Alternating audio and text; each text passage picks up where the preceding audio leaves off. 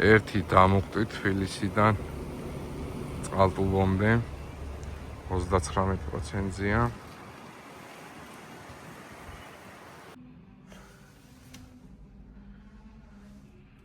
მოგესალმებით.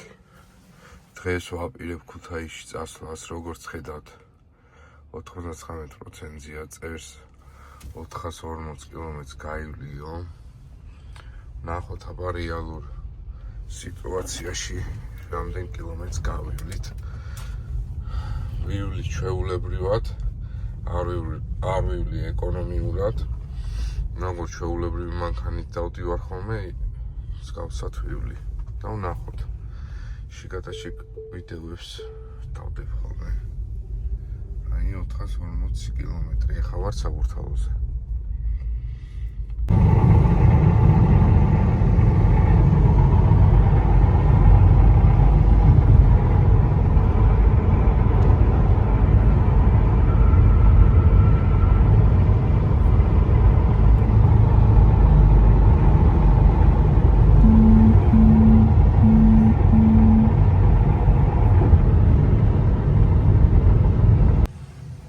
ჩამოვედით ქუთაისში, მანქანა ანახებს 44%-ს და გაივლიო 196 კილომეტრს.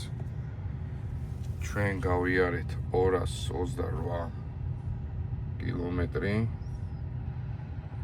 და წვა ქონდა 150 კილოვატი კილომეტრზე, რაც კაი შედეგია.